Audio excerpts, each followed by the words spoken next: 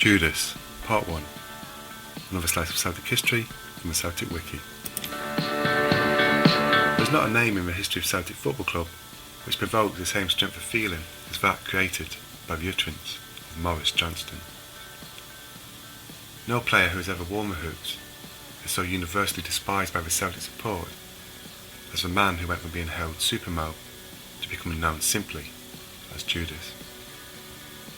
Johnston's act of betrayal to the club he professed to love still rankles deeply, even today, some 21 years since he jilted Celtic to sign for Rangers.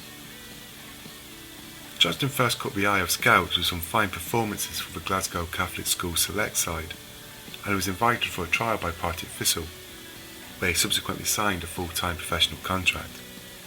He spent 2 full seasons with the Jags and established himself as one of the most promising young talents in the Scottish game.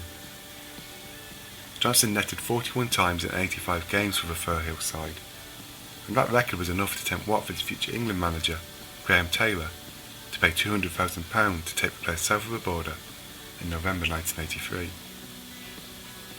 Johnston's time with the unfashionable Hornets was a significant success, and he helped the Vicarage Road side reach the 1984 FA Cup final, where he was unlucky to have a goal chalked off in a 2-0 Wembley defeat to Everton.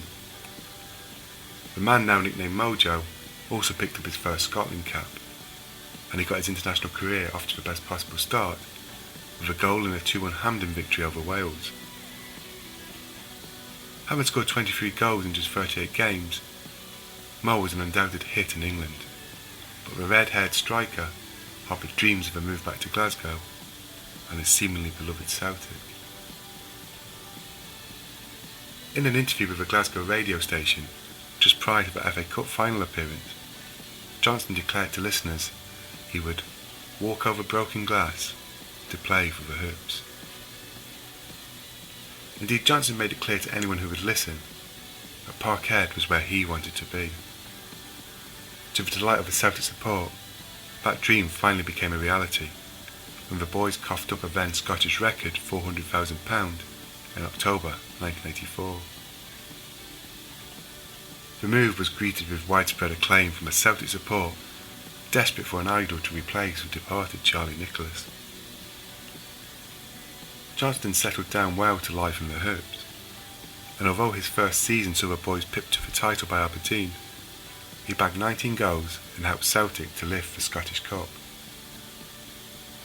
The following season, Celtic suffered a stuttering and unconvincing start to their league campaign, as the resurgent Hearts looked set to claim their first championship in decades. However, Davy Hayes' men rallied and put together a stunning unbeaten run to take the championship race to the last game of the season. Celtic made the short trip to Paisley to take on St Mirren, knowing they had to win by at least 4 clear goals in hope that Dundee could defeat Hearts at Dens Park.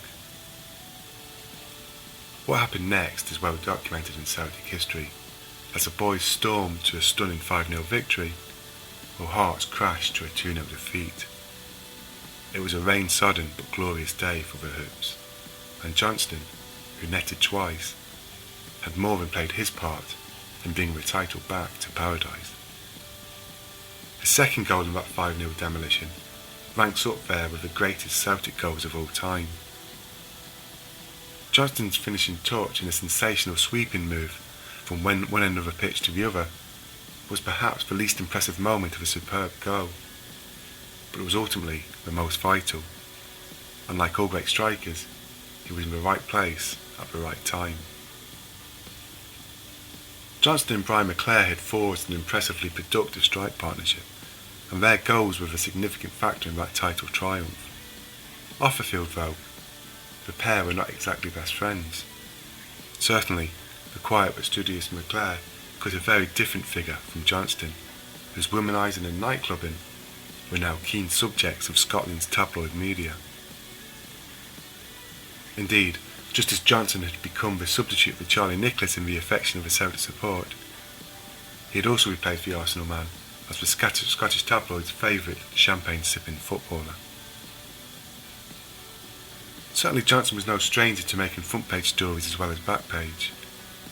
During his time at Celtic Park, he had been in court on 2 separate occasions, and there were also unfounded rumours of a drug habit which concerned Celtic so much that the club checked the player into hospital for tests to discover if he had any illegal substances in his system.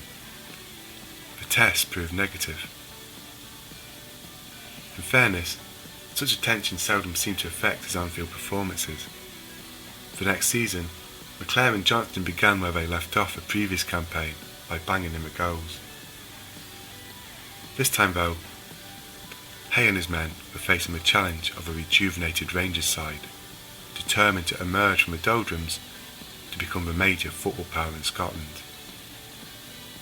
New owner David Murray had given the go-ahead for a new era of big spending at Ibrox, and with player-manager Graham Souness at the helm, the club embarked on a significant buying spree which brought established English internationals Terry Butcher, Graham Roberts and Chris Woods to Glasgow.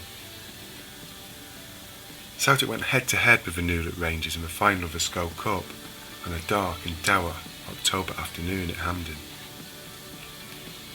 Celtic were unfortunate to lose a close and controversial encounter in which refereeing decisions certainly seemed to favour the Ibrox side, who won 2-1 thanks to a late penalty. Celtic's cause was not helped by Johnston, who was ordered off by ref David Syme. It was not the sending off but what happened next that would go on to take greater significance in the context of Johnston's career. As the player headed towards the tunnel, he blessed himself. It was unquestionably an ostentatious gesture of defiance towards the Rangers' support, which, to a man, was screaming abuse towards the red-carded Celt.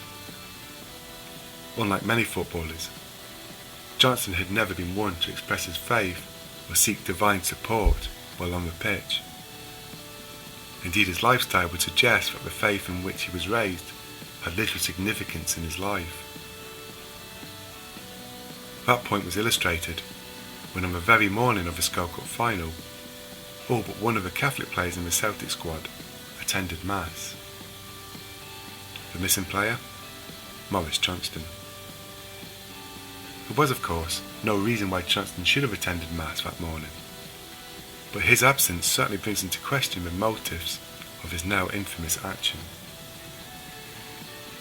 Celtic would end the season trophyless, as Rangers added the League Championship to their Scoil Cup. Worse was to follow for the boys.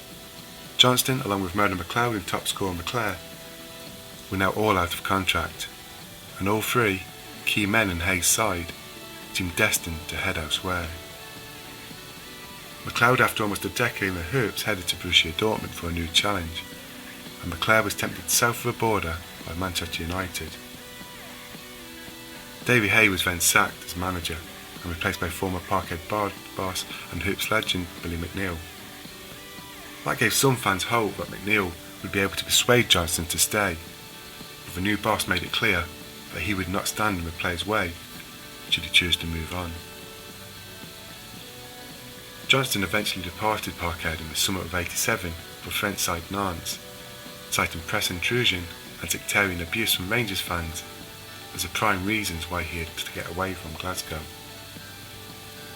Celtic claim the issue was more simple: money. While there is an undoubted truth that Johnston did suffer at the hands of both the press and the bigots, if it was a quiet life he was after, then he did little to help himself. His acrimonious departure was met with regret, but in truth little malice from the support, who saw these recent departures as further evidence that the Parkhead board lacked the ambition to pick up the gauntlet thrown down by Rangers. But the Mo Johnston story does not end there.